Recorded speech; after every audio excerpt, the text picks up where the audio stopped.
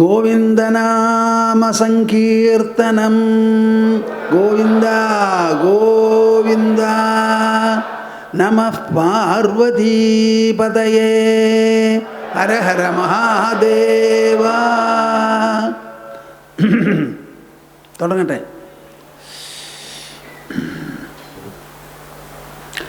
യം ശൈവാസമുപാസത്തെ ശിവൈതി ബ്രഹ്മേതി വേദാന്തിനോ ബൗദ്ധാ ബുദ്ധ ഇതി പ്രമാണപടവഃ കർത്തേതി നൈയായികാ അർഹന്നിത്യഥ ജൈനശാസനരതാഃ കർമ്മേതി മീമാംസകാഃ സോയം വോ വിദധാതു വാഞ്ചിതഫലം ത്രൈലോക്യനാഥോ ഹരി. സോയം വോ വിദധാതു വാഞ്ചിതഫലം ത്രൈലോക്യനാഥോ ഹരി.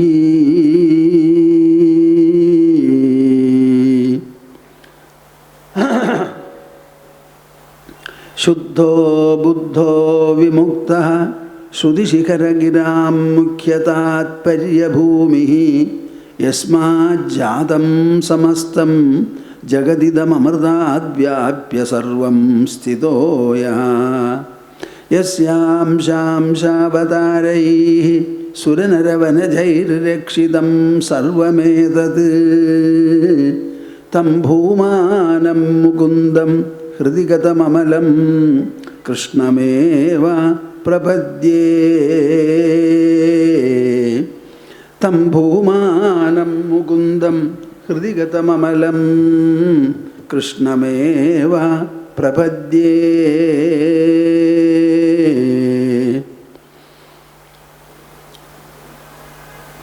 മദീയഹൃദയാകാശേ സദാനന്ദമയോ ഗുരുഃ ഉദേതു സതതം സമ്യക് സ്വാത്മാനന്ദപ്രബോധകഃ. ഹരി ഹരി ഹരി ഓം തത്സത്. ജയ ഗുരു ജയ ഗുരു. നമുക്കെല്ലാവർക്കും കൂടി ഒരു 3 തവണ ഓങ്കാരം ജപിക്കുക. അതൊരു തപോനുഷ്ഠാനമായി വേണം കണക്കാക്കാൻ. എല്ലാവരും കൈകോർത്ത് മടിയിൽ വയ്ക്കൂ. കഷ്ടപ്പെടാതെ നിവർന്നിരിക്കൂ. കണ്ണടയ്ക്കൂ. നാവും മനസ്സും തുറക്കുക. എൻ്റെ കൂടെ ജപിക്കുക. ഈ സംയുക്തമായിരിക്കുന്ന ജപധ്വനി ഭൂതലത്തിലാകെ വ്യാപിച്ച് അതിൻ്റെ അനുഗ്രഹവർഷം എല്ലാ ജീവജാലങ്ങളിലും ചൊരിയണം എന്നൊരു സങ്കല്പം ഞാൻ എപ്പോഴും പറയാറുള്ളതാണ്. അതിപ്പോഴും പറയുന്നു. ആ സങ്കല്പം നിങ്ങളുടെ മനസ്സിലിങ്ങനെ മുഴച്ചു മുഴച്ചു നിൽക്കണം. കവിഞ്ഞൊഴുകണം. ഇതാ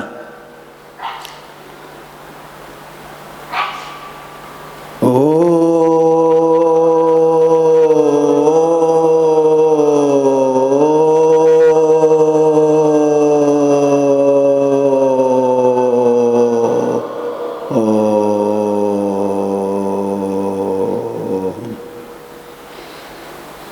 എന്താ നിങ്ങൾ മോശം? ഓ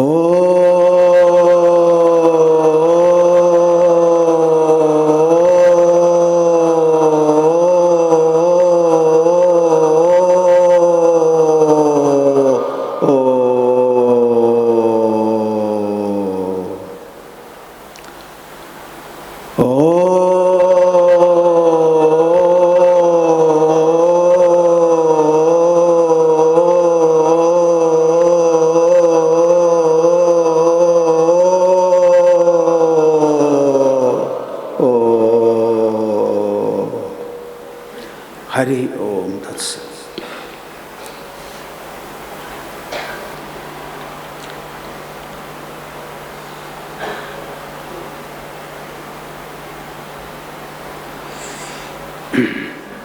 നിങ്ങളെല്ലാവരും വളരെ റിലാക്സ്ഡായിട്ട് അങ്ങനെ മുറുക്കൊന്നും പിടിക്കാതെ അഴഞ്ഞിരിക്കുക.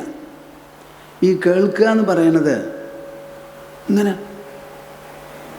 ഇങ്ങനെ കേൾക്കൊന്നും വേണ്ട.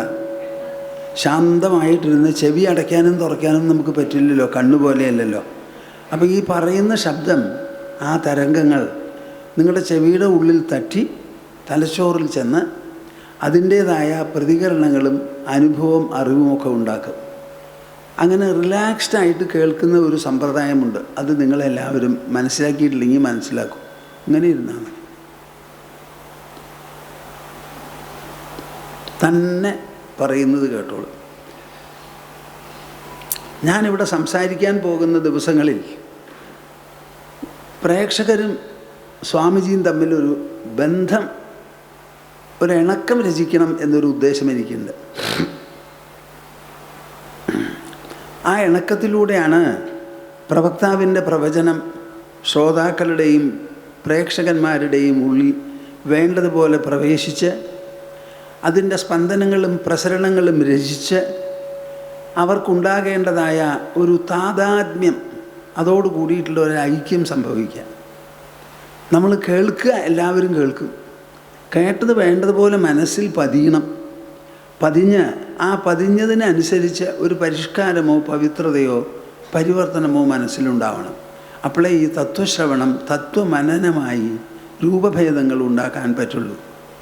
അപ്പോൾ നിങ്ങളെല്ലാവരും എല്ലാ ദിവസവും വേണ്ടതുപോലെ വന്നിരുന്ന് കേൾക്കണം.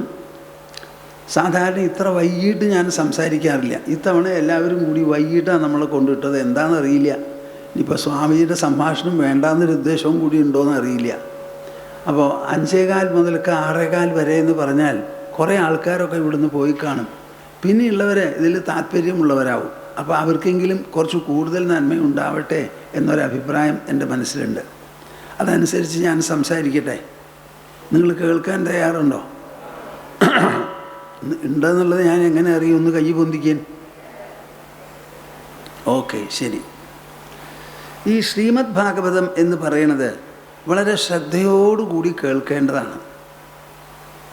കേട്ട് കേട്ട് കേട്ട് കേട്ട് അതിലുള്ള സങ്കല്പങ്ങളും ആശയങ്ങളും ആവിഷ്കാരങ്ങളും ചർച്ചകളും സംവാദങ്ങളും അവതരണങ്ങളുമെല്ലാം നമ്മുടെ മനസ്സിൽ സ്വാഭാവികമായി ഉയരാൻ തുടങ്ങണം. അതാണ് ഇതിൻ്റെ ആവശ്യം. അങ്ങനെ ചെയ്യുന്നതിനാണ് ഈ മനനം എന്ന് പറയുക. ആ തത്വമനനം വേണ്ടതുപോലെ നടന്നു എന്നുണ്ടെങ്കിൽ പിന്നെ മനസ്സ് ശാന്തമാവാനും സമാധി എന്ന് പറയുന്ന നിലയിലേക്ക് എത്താനും ഒരു വിഷമവും ഉണ്ടാവില്ല. പക്ഷേ ഈ കേട്ടത് മനനം ചെയ്യാൻ നമുക്ക് സാധിക്കണം.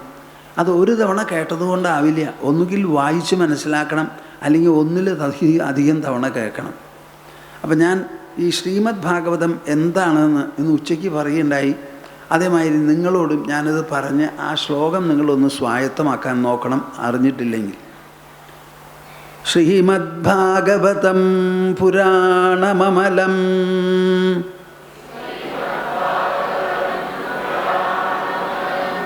എല്ലാവരും പറഞ്ഞോ? പറയാത്തവരൊന്ന് കൈ പൊന്തിക്കാൻ. എനിക്ക് അറിയാനാണ്. അപ്പോൾ കുറച്ചും കൂടി മുറിച്ച് പറയാമല്ലോ. അപ്പോൾ എല്ലാവരും പറയാൻ സാധിച്ചു. പറയട്ടെ. ശ്രീമദ് ഭാഗവതം പുരാണമമലം യദ്വൈഷ്ണവാനാം പ്രിയം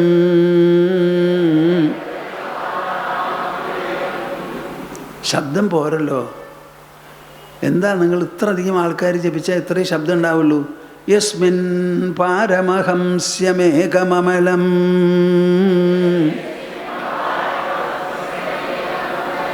യസ്മിൻ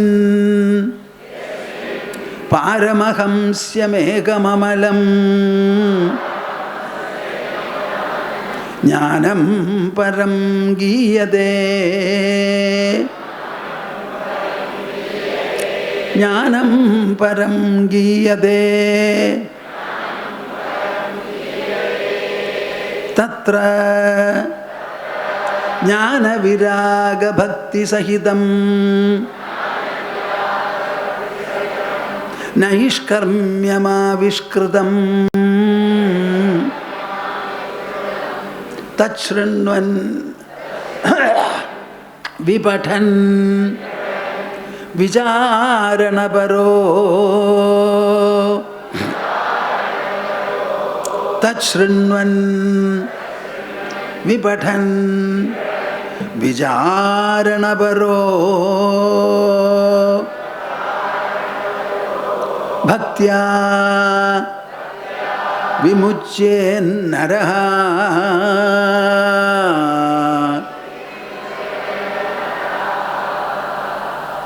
എന്താ അവിടെ പറയണത്? തച്ഛൃണ്വൻ, അത് കേട്ടുകൊണ്ട്, വിപഠൻ, സ്വയം എടുത്ത് പഠിച്ചുകൊണ്ട്, വിചാരണപരോ, അതിനെക്കുറിച്ച് ഇങ്ങനെ വിചാരം സ്വയം ചെയ്തുകൊണ്ട് ഭക്തി മൂലം ഒരുത്തൻ മോചിപ്പിക്കപ്പെടുന്നു. അതാണ് ഈ ശ്രീമദ് ഭാഗവതം. സ്വാദു സ്വാദു പദേ പദേ, സ്വാദു സ്വാദു ദിനേ ദിനേ. ഓരോ ദിവസം ചെല്ലുന്തോറും സ്വാദിഷ്ടമാണത്. ഓരോ ദിവസം ചെല്ലുന്തോറും, ഓരോ പദം നീങ്ങുന്തോറും അത് സ്വാദിഷ്ടമാണ്. അങ്ങനെ തന്നെയാണ് നിങ്ങൾ വായിക്കുമ്പോൾ അറിയാം. ഞാനിവിടെ നിങ്ങളുടെ മുൻപിൽ അവതരിപ്പിക്കാൻ ഉദ്ദേശിക്കുന്നത് ശ്രീമദ് ഭാഗവതത്തിലെ 7-ാം സ്കന്ധമാണ്. ഞാനിതിനു മുൻപും പറയുകയുണ്ടായി, 7-ാം സ്കന്ധത്തിൻ്റെ സ്ഥാനം എന്താണെന്ന് വെച്ചാൽ മധ്യമസ്കന്ധം. 12 ആണല്ലോ എല്ലാം കൂടിയിട്ട്. അപ്പോൾ 12 പങ്കുവെച്ചാൽ 6 13 ആവും. അപ്പോൾ 6 എവിടെയാണ് ചെന്ന് വീഴുക? 7 ചെന്ന് വീഴുക. അപ്പോൾ 7-ാമത്തെ സ്കന്ധമാണ് മധ്യസ്കന്ധം. അതിലാണ് നമ്മുടെ വേദവ്യാസ മഹർഷി അദ്ദേഹത്തിന് നമുക്ക് നൽകാനുള്ള ആ അമൃത നിഷ്യന്തികൾ മുഴുവനും കൊണ്ടുവച്ചിരിക്കുന്നത്. നിങ്ങൾക്ക് ഭാഗവതം മുഴുവനും, ശ്രീമദ് ഭാഗവതം മുഴുവനും വായിച്ച് അങ്ങനെ കൊണ്ടു നടക്കാൻ പറ്റിയില്ല എന്നുണ്ടെങ്കിലും 7-ാമത്തെ സ്കന്ധം പൂർണ്ണമായി വായിച്ച് മനസ്സിലാക്കിയാൽ മതി. അതിൻ്റെ അവസാനത്തിൽ ധർമ്മോപദേശം എന്നൊരു ഭാഗമുണ്ട്, യുധിഷ്ഠിരന് ഉപദേശിക്കുന്നത്. കൃഷ്ണൻ 11-ാം സ്കന്ധത്തിൽ ഉദ്ധവനെ നോക്കി ധർമ്മം ഉപദേശിക്കുന്നുണ്ട്. ആ ധർമ്മം എങ്ങനത്തെ ധർമ്മ? ശ്രീകൃഷ്ണനെയും ദ്വാരകയെയും ഒക്കെ വിട്ട് ബദരികാശ്രമത്തിലേക്ക് പോയി എന്നെ നനച്ചുകൊണ്ട്, എല്ലായിടത്തും എന്നെ കണ്ടുകൊണ്ട്, അളകനന്ദയിൽ കുളിച്ച് ആ ഹിമാലയത്തിലെ ശീത മാരുതൻ ഏറ്റ് അങ്ങനെ അങ്ങോട്ട് കഴിഞ്ഞുകൂടൂ എന്ന് പറഞ്ഞ് വിടുന്ന സമയമാണ്. ഒരു നിലയ്ക്ക് അത് സന്യാസവും വലിയ ത്യാഗവുമാണല്ലോ. അതിന് കൊടുത്ത ഉപദേശം, പടക്കളത്തിൽ വെച്ച അർജുനന് മധ്യവയസ്സിൽ കൊടുത്ത ഉപദേശം എന്തിനായിരുന്നു? പടപൊരുതാൻ. ഉദ്ധവന് കൊടുത്ത ഉപദേശമോ എല്ലാം വിട്ടു പോകാൻ, താനും പോകാൻ. അതാണ് അവിടുത്തെ ധർമ്മോപദേശം. ഇവിടെ അങ്ങനെയല്ല.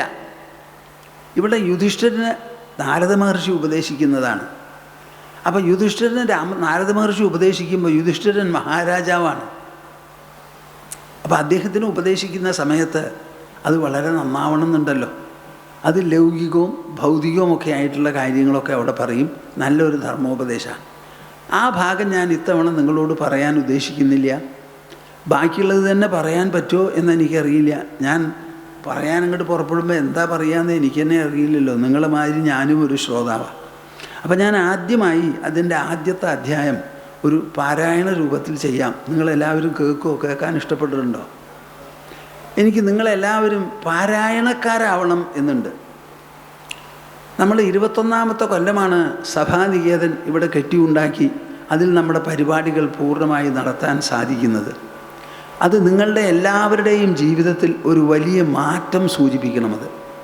അപ്പോൾ നിങ്ങൾ ശ്രീമദ് ഭാഗവതം പാരായണം ചെയ്യാൻ പഠിക്കണം. അങ്ങനെ പാരായണം ചെയ്യുന്ന സമയത്ത് നിങ്ങൾക്ക് തന്നെ ആ മൂലഗ്രന്ഥം നോക്കി വായിക്കാൻ സാധിച്ചു പെട്ടെന്ന് വരില്ല. അത് സഹായിക്കാനായിട്ട് ഈ ശ്രീമദ് ഭാഗവതം നമുക്ക് നെറ്റിലൊക്കെ കിട്ടുമല്ലോ. വേണ്ടെങ്കിൽ അതിന് കാസറ്റോ CD ഒക്കെ കിട്ടും.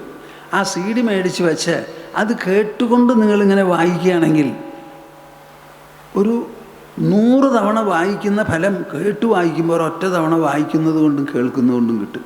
അങ്ങനെ നിങ്ങൾ ശ്രീമദ് ഭാഗവതത്തിലെ ഏതെങ്കിലും ഒരു സ്കന്ധം, ഞാൻ പറയുകയാണെങ്കിൽ 7-ാമത്തെ സ്കന്ധം ഏറ്റവും വിശേഷപ്പെട്ടതാണ്, വായിക്കാൻ തുടങ്ങും. എന്തുണ്ടാവണമെന്ന് നമുക്ക് കാണാം. ഒരു മനുഷ്യന് ജീവിതത്തിൽ വേണ്ട എല്ലാ സമ്പത്തും, സമ്പത്ത് എന്ന് പറഞ്ഞാൽ ഭൗതിക സമ്പത്ത് മാത്രമല്ല, മനസ്സിൻ്റെ സമ്പത്ത്, ബുദ്ധിയുടെ സമ്പത്ത്, മാനസബൗദ്ധ സമ്പത്താണ്. ഒരു ഭാഗത്ത് ജ്ഞാനം, ഒരു ഭാഗത്ത് സന്തുഷ്ടി, സാഫല്യ, ദീപ്തി, സൗഭാഗ്യം, എല്ലാ വിധത്തിലുമുള്ള ഒരു ധാരാളിത്തന്മ അതൊക്കെ ഉണ്ടാവും.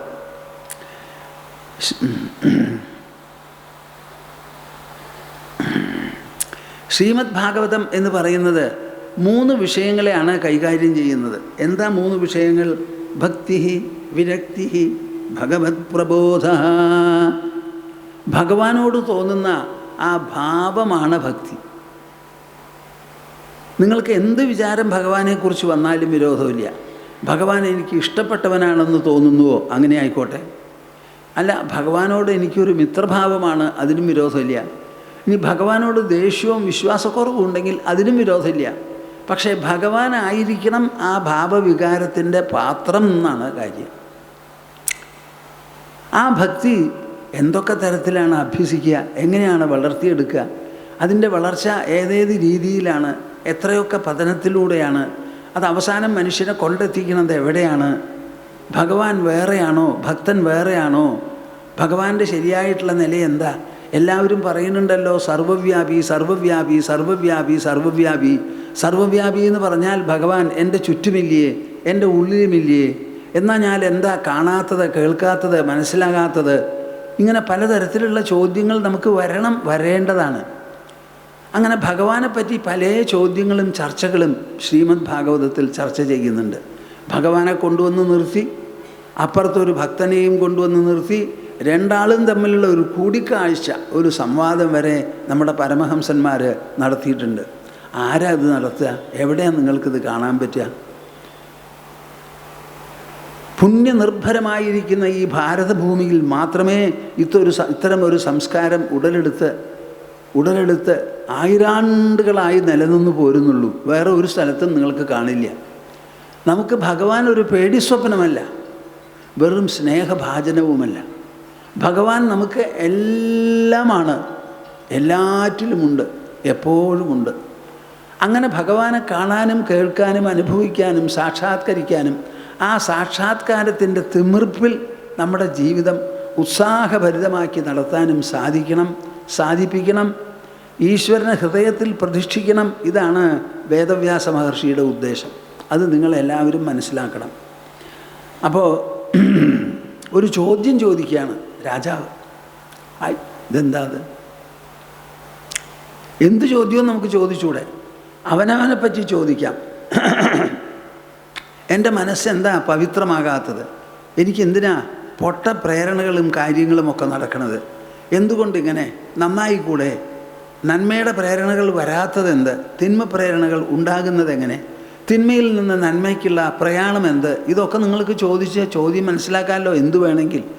അങ്ങനെ 3 ചോദ്യങ്ങളേ ഉള്ളൂ. ഒന്ന് അവനവനെക്കുറിച്ച്, ഒന്ന് ഭഗവാനെക്കുറിച്ച്, പിന്നെ ഒന്ന് ഈ ലോകത്തെക്കുറിച്ച്. ഈ ശ്രീമദ് ഭാഗവതം എന്നല്ല, നമ്മുടെ ഏത് ഇതിഹാസ പുരാണങ്ങളായാലും അവ കൈകാര്യം ചെയ്യുന്ന വിഷയങ്ങൾ 3 ഒന്ന് മനുഷ്യൻ്റെ വ്യക്തിത്വം എന്ന് പറഞ്ഞാൽ എന്താ? നമുക്കൊരു ശരീരമുണ്ട്, ശരീരത്തെ പറ്റി ഒരു ചുക്കും ചുണ്ണാമ്പ് നമുക്ക് അറിയില്ല. അറിയുന്നത് ഡോക്ടർമാർക്കാണ്. അപ്പം നമ്മുടെ ശരീരം ഡോക്ടർമാരുടെ കയ്യിലാണ്. ശരീരമല്ലാത്തൊരു സാധനമുണ്ട്, ഉൾവ്യക്തിത്വം. അതിലാണ് മനസ്സ്, ബുദ്ധി, അഹങ്കാരം എന്ന് പറയുന്ന 3 ഘടകങ്ങൾ. ആ മനസ്സും ബുദ്ധിയും അഹങ്കാരവും അടങ്ങുന്ന ഈ ഉൾവ്യക്തിത്വം ഉണ്ടല്ലോ, അതാണ് ഇവിടെ പ്രമുഖം. ആ മനസ്സിൽ തോന്നുന്നതാണ് നമുക്കൊരു ശരീരമുണ്ട് എന്നത്. നിങ്ങൾക്ക് വാസ്തവത്തിൽ ശരീരമില്ല, ശരീരമുണ്ട് എന്നൊരു തോന്നലാണ് മനസ്സിലുള്ളത്. മനസ്സാണ് അവിടെ പ്രമാണം. സർവ്വ അനുഭവങ്ങൾക്കും അറിവിനും ആധാരമായിട്ടുള്ളത് നമ്മുടെ മനസ്സാണ്. അപ്പം മനുഷ്യ വ്യക്തിത്വത്തെ സമഗ്രമായി ചർച്ച ചെയ്ത് അതിൻ്റെ ഉള്ളിൽ ചെന്ന് പരിശോധിച്ച് അവിടെ എന്തെല്ലാം ഉണ്ടോ അതെല്ലാം കണ്ടെത്തി അതതിൻ്റെ വൈഭവം, പ്രഭാവം, മേന്മ, മഹിമ, സാധ്യത, ശക്തി ഇതെല്ലാം വെളിപ്പെടുത്തി തരുന്നതാണ് ഇതിഹാസ പുരാണങ്ങളുടെ ഒരു ദൗത്യം. അതേപോലെ സങ്കീർണമാണ് ഈ ലോകം. ഈ ലോകം എങ്ങനെ ഉണ്ടായി, എങ്ങനെ നിലനിൽക്കുന്നു, ഇതിന് ആധാര ഘടകങ്ങൾ എന്തെല്ലാം, ഇതിൻ്റെ പരിവർത്തനം എവിടത്തോളമുണ്ട്, എങ്ങനെയാണ് സംഭവിക്കുന്നത്, ഈ സങ്കീർണതയെ നേരിടുന്നത് എങ്ങനെ, ഇങ്ങനെയുള്ള കാര്യങ്ങളൊക്കെ ഉപദേശിക്കുന്നതാണ്. ഒരു ഭാഗത്ത് മനുഷ്യൻ്റെ വ്യക്തിത്വം, മറുഭാഗത്ത് അവൻ ജീവിക്കുന്നതായ ലോകത്തിൻ്റെ സങ്കീർണത. മൂന്നാമത് മനുഷ്യനും ലോകവും തമ്മിൽ നടക്കുന്ന സമ്പർക്കമാണ് നമ്മുടെ ജീവിതദശ. കാലത്ത് കണ്ണ് തുറന്ന് എണീക്കുമ്പോൾ കണ്ടു റൂഫ്, അങ്ങോട്ട് നോക്കുമ്പോൾ ചുമര് കണ്ടു, ചോട്ടിലേക്ക് നോക്കുമ്പോൾ നിലം കണ്ടു, അവനവൻ്റെ ശരീരവും കണ്ടു. അങ്ങനെ കുളിമുറിക്ക് പോയി. അപ്പം തുടങ്ങി നമ്മുടെ സമ്പർക്കം. ആ സമ്പർക്കം വ്യക്തികളോടുകൂടിയും സ്ഥല സാഹചര്യങ്ങളോടുകൂടിയും സംഭവങ്ങളോടുകൂടിയുമാണ്.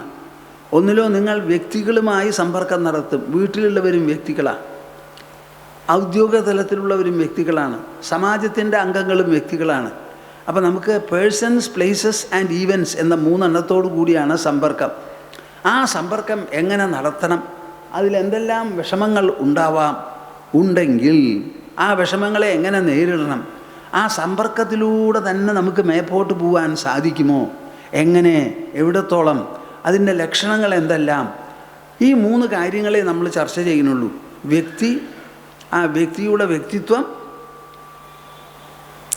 ലോകത്തിൻ്റെ സങ്കീർണത, വ്യക്തിയും ലോകവും തമ്മിൽ നടക്കുന്ന സമ്പർക്കം, വ്യവഹാരം, നമ്മുടെ ജീവിതം, ഇത് 3 എണ്ണേ ഉള്ളൂ. അപ്പോൾ ഇവിടെ ആ ചർച്ചയിൽ മനുഷ്യൻ്റെ മനസ്സിൽ പല ചോദ്യങ്ങളും വരാം. ആ ചോദ്യങ്ങൾ ലോകത്തെക്കുറിച്ചാകാം, നമ്മളെക്കുറിച്ചാകാം, ഭഗവാനെക്കുറിച്ചുമാകാം. അപ്പോൾ ഒരു ചോദ്യം ഇവിടെ ഉന്നയിക്കുകയാണ് ഭാഗവതം നിങ്ങൾക്കെല്ലാവർക്കും കൂടി. രാജോവാച, ഞാനിത് ഒന്ന് പാരായണം ചെയ്യാൻ പുറപ്പെടാം. എനിക്ക് പറ്റുമോ എന്നുള്ളത് അറിയില്ല. നാവും തൊണ്ടയൊക്കെ കൂട്ടാക്കണം, പിന്നെ മനസ്സും ബുദ്ധിയൊക്കെ വേണമല്ലോ.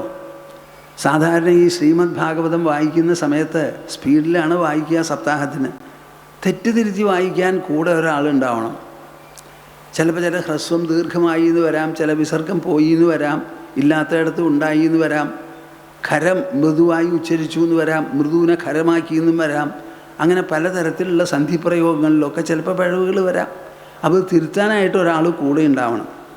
രാജോവാച, സമപ്രിയ സുഹൃത് ബ്രഹ്മൻ ഭൂതാനാം ഭഗവാൻ സ്വയം ഇന്ദ്രസ്യാർത്ഥേ കഥം ദൈത്യാൻ അവധീത് വിഷമോ യഥാ നഹ്യസ്യാർത്ഥസുരഗണൈഃ സാക്ഷാത് നിശ്രേയസാത്മനഃ നൈവാസുരേഭ്യോ വിദ്വേഷോ നോദ്വേഗശ്ചാഗുണസ്യ ഹി ഇതിനസ്സു മഹാഭാഗ നാരായണഗുണാൻ പ്രതി സംശയസ്സു മഹാൻ ജാതഃ തദ്ഭവാൻ ചേത്തുമർഹതി. ഋഷിരുവാച,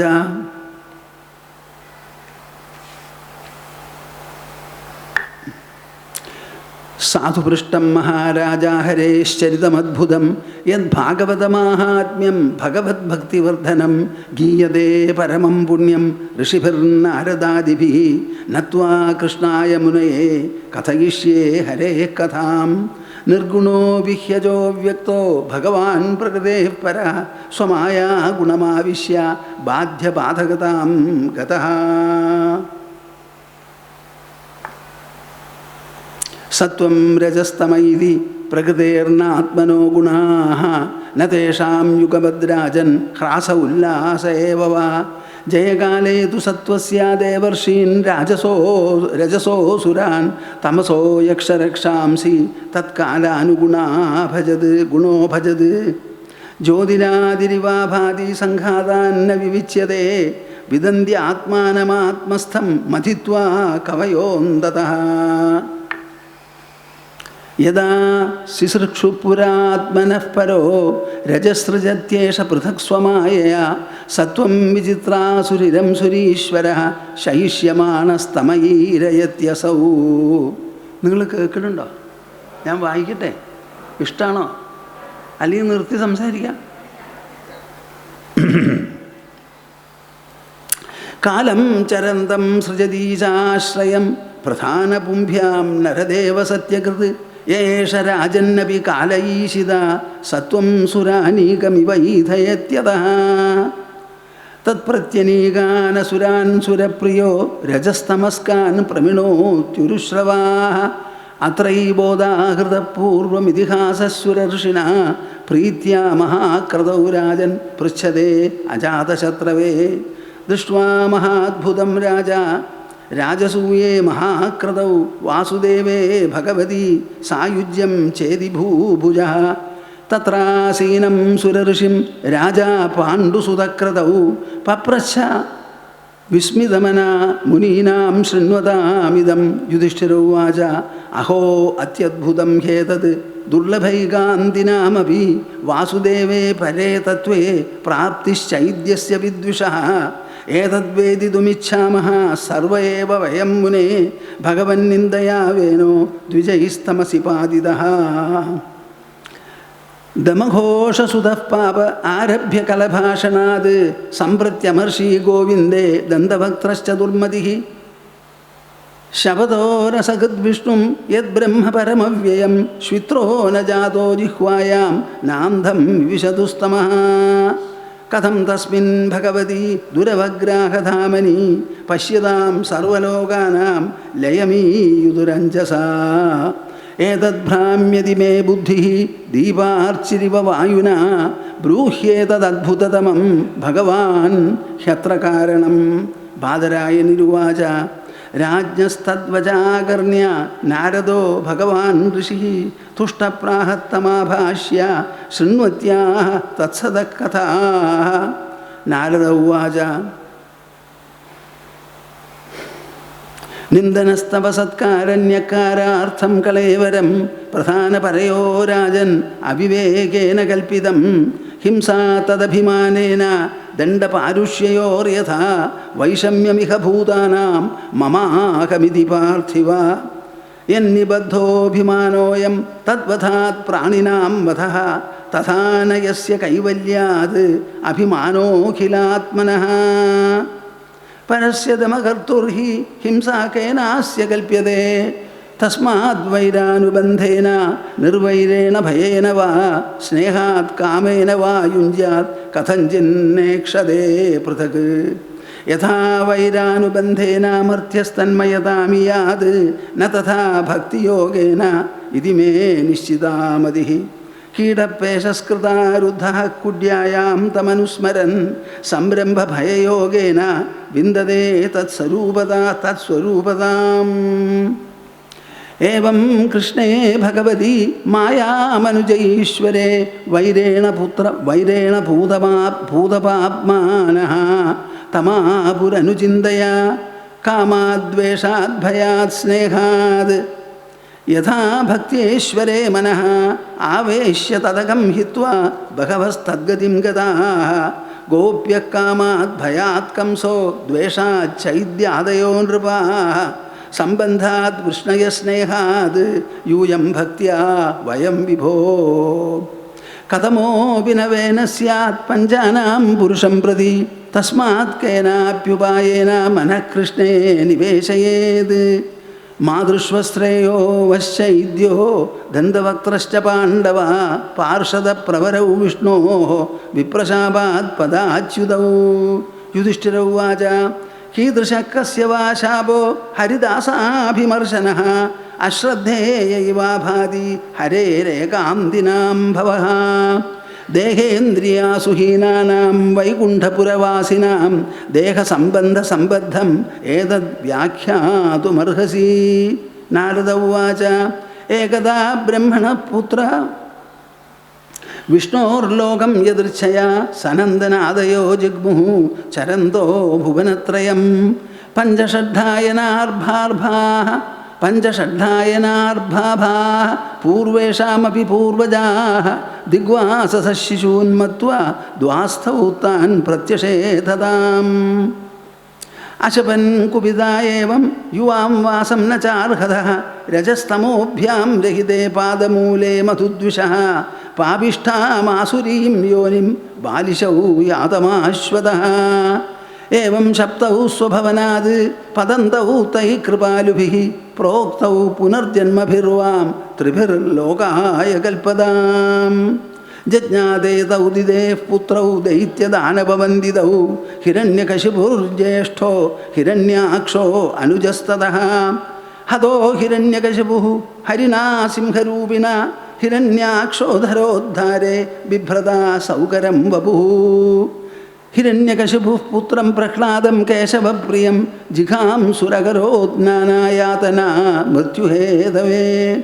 സർവഭൂതാത്മഭൂതം തം പ്രശാന്തം സമദർശനം ഭഗവത്തേജസാ സ്പൃഷ്ടം നാശക്നോദ് ഹന്തുമുദ്യമൈഃ. തതസ്തൗ രാക്ഷസൗ ജാതൗ കേശിന്യാം വിശ്രവസ്സുതൗ രാവണഃ കുംഭകർണശ്ച സർവലോകോപതാപനൗ. തത്രാപി രാഘവോ ഭൂത്വാ അന്യഘനത് ശാപമുക്തയേ രാമവീര്യം ശ്രോഷ്യസി ത്വം മാർക്കണ്ഡേയ മുഖാത് പ്രഭോ. താവേവ ക്ഷത്രിയൗ ജാതൗ മാതൃശ്വസ്രാത്മജൗ തവ അധുനാ ശാപനിർമുക്തൗ കൃഷ്ണചക്രഹതാം ഹസൗ വൈരാനുബന്ധതീവ്രേണ ധ്യാനേന അച്യുതസാത്മതാം നീതൗ പുനർഹരേ പാർശ്വം ജഗ്മതുർവിഷ്ണുപാർഷദൗ. യുധിഷ്ഠിര ഉവാച വിദ്വേഷോ ദൈതേ പുത്രേ കഥമാസീൻ മഹാത്മനി ബ്രൂഹി മേ ഭഗവൻ യേന പ്രഹ്ലാദസ്യാച്യുതാത്മതാ. നിങ്ങൾക്ക് കേൾക്കാൻ ഇഷ്ടമായോ? നന്നായി നന്നായി.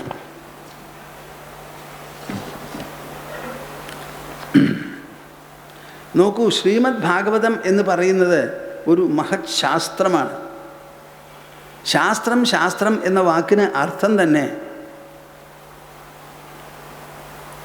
ഗുണദോഷങ്ങളും കാര്യകാരണങ്ങളും സമഗ്രമായി വിശകലനം ചെയ്ത് എന്ത് കാര്യങ്ങളെയും അതിൻ്റെ ഗുണദോഷ ഫലങ്ങൾ വ്യക്തമാക്കി തിരിച്ച് നമ്മളെ ഉദ്ബോധിപ്പിക്കുന്നതാണ് ശാസ്ത്രം. അല്ലെങ്കിൽ ശാസ്ത്രമാവില്ല. ആ പറയുന്നതെല്ലാം വളരെ യുക്തിസഹമാകണം, തത്വനിഷ്ഠമാകണം, സത്യാധിഷ്ഠിതമാകണം. ശാസ്ത്രം വേണ്ടതുപോലെ പറഞ്ഞാൽ അത് ശരിയെന്ന് പറഞ്ഞ് തലകുലുക്കി സംസാരിക്കാത്തവരൊരൊറ്റ ആളും മനുഷ്യയോനിയിൽ ജനിച്ചവരുണ്ടാവില്ല. ശാസ്ത്രം വേണ്ടതുപോലെ പറയുന്ന പക്ഷം രണ്ട് തരത്തിലുള്ള പ്രകരണമാണ് ഒരു മൂല്യം അവതരിപ്പിച്ചാൽ ഉണ്ടാവുക. വൈകാരികമായ മനസ്സിൽ നിന്ന് ഒരു തരത്തിലുള്ള നിർബന്ധം അതിനുണ്ടാവും, പ്രേരണ. ഓ, ഈ പറയുന്നത് ശരിയാ, ഞാനും ഇത് ഉൾക്കൊള്ളണം എന്നൊരു തോന്നൽ. എപ്പോഴും ആലോചിച്ച് ഗുണവും ദോഷവും തിരിച്ചരുത് വേണം എന്ന് പറയുന്നതാണ് ബുദ്ധി. അങ്ങനെ യുക്തിസഹമായിരിക്കുന്ന ബുദ്ധിയുടെ ഒരു കമ്പൾഷൻ, നിർബന്ധമുണ്ടാവും. An emotional persuasion and a rational compulsion. ഏത് മൂല്യം അവതരിപ്പിച്ചാലും, ഞാൻ നിങ്ങളുടെ അടുത്തൊരു മൂല്യം അവതരിപ്പിച്ചാൽ ഇവിടെയുള്ള ഒരൊറ്റ ആൾ പറയില്ല അത് ശരിയല്ല എന്ന്. അത് വേണമെന്ന് എല്ലാവർക്കും തോന്നും. അവതരിപ്പിക്കാൻ പറ്റണം. അതിനുള്ള അറിവും മനസ്ഥിതിയും പ്രേരണയും ഉത്സാഹവും സ്നേഹവും ഒക്കെ ഉണ്ടെങ്കിലേ ഈ അവതരണം ശരിയാവുള്ളൂ. ഇപ്പോൾ ഇവിടെ ഒരു ചോദ്യം ചോദിക്കുക, കേൾക്കണോ? നിങ്ങൾക്ക് എന്താ ചോദ്യം എന്ന്? സമപ്രിയ സുഹൃത് ബ്രഹ്മൻ ഭൂതാനാം ഭഗവാൻ സ്വയം ഇന്ദ്രസ്യാർത്ഥേ കഥം ദൈത്യാൻ അവധീത് വിഷമോ യഥാ. നമ്മൾ ഭഗവാനെക്കുറിച്ച് വിചാരിച്ചിരിക്കുന്നത് എന്താ? അദ്ദേഹം എല്ലാവരെയും ഒരുപോലെ സ്നേഹിച്ച് താലോലിക്കുന്നവനാണ്. ഭഗവാന് പിടിക്കാത്തവരാരുമില്ല. പെറ്റമ്മയ്ക്ക് പോലും പിടിക്കാത്ത മക്കളുണ്ടാവാം, അച്ഛനും ഉണ്ടാവാം. പക്ഷേ ഭഗവാന് ഇഷ്ടമില്ലാത്തൊരൊറ്റ ആളും ഉണ്ടാവില്ല. നിങ്ങൾ എത്ര മഹാപാപം ചെയ്തിട്ട് ഭഗവാനേ, എൻ്റെ ഭഗവാനേ എന്ന് പറഞ്ഞ് വിളിച്ചാൽ അതിന് മറുപടി ഉണ്ടാവും. അയ്യോ, നീ ഇത്ര കാലം പാപം ചെയ്ത് എന്നെ പുച്ഛിച്ചവനല്ലേ, ഞാൻ നിൻ്റെ അടുക്കലേക്ക് വരില്ല, 1000 കൊല്ലം കഷ്ടപ്പെട് എന്നൊന്നും പറയില്ല. അതാണ് ഭഗവാന്റെ വിശേഷം. അങ്ങനെ സമരൂപനും എല്ലാവർക്കും പ്രിയപ്പെട്ടവനുമായി മാത്രമല്ല സുഹൃത്ത് രൂപത്തിലാണ് ഭഗവാൻ കഴിയുന്നത്. എല്ലാവരുടെയും ഹിതകാരി സുഹൃത്താണ്. അങ്ങനെയിരിക്കുന്ന ഭഗവാൻ ഭൂതാനാം ഭഗവാൻ സ്വയം. എന്താ അങ്ങ് എന്നോട് പറഞ്ഞ് മനസ്സിലാക്കിയത്? ഇന്ദ്രസ്യാർത്ഥേ കഥം ദൈത്യാൻ അവധീത് വിഷമോ യഥാ. ഇന്ദ്രനെ തൃപ്തിപ്പെടുത്താൻ വേണ്ടി മഹാവിഷ്ണു അസുരന്മാരെ കൊന്നു എന്നല്ലേ എന്നോട് പറഞ്ഞത്? ആ, നിങ്ങൾ എൻ്റെ കൂടെ ഉണ്ടോ കൂട്ടരെ? ഇന്ദ്രനെ തൃപ്തിപ്പെടുത്താൻ വേണ്ടി അസുരന്മാരെ കൊന്നൊടുക്കി. നഹ്യസ്യാർത്ഥസുരഗണൈഃ സാക്ഷാൻ നിശ്രേയസാത്മനഃ നൈവാസുരേഭ്യോ വിദ്വേഷോ നോദ്വേഗശ്ചാഗുണസ്യ ഹി. ഇത് പറഞ്ഞാൽ പറഞ്ഞപടി കേട്ട് ഗ്രഹിക്കാൻ ഞങ്ങളുടെ മനസ്സും ബുദ്ധിയും തയ്യാറില്ല മഹർഷേ. നഹ്യസ്യാർത്ഥസുരഗണൈഃ, സർവജ്ഞനും സർവശക്തനും സർവവ്യാപിയുമായിരിക്കുന്ന ആ മഹാപുരുഷൻ ഭഗവാൻ, അദ്ദേഹത്തിന് ഇന്ദ്രനെ തൃപ്തിപ്പെടുത്തി എന്തെങ്കിലും കിട്ടാനുണ്ടോപ്പാ? കിട്ടാനുണ്ടെന്ന് വന്നാൽ ഭഗവാന് പരിമിതിയായല്ലോ.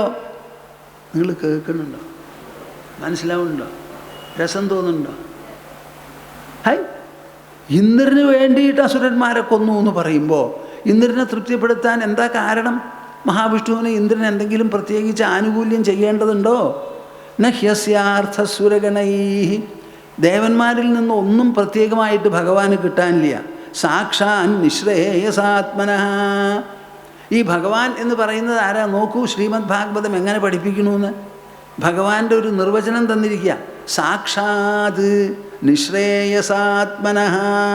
ഒന്ന് പറയൂ, പേരില്ല നാവിൽ പറയൻ. സാക്ഷാത് നിശ്രേയസാത്മനഃ.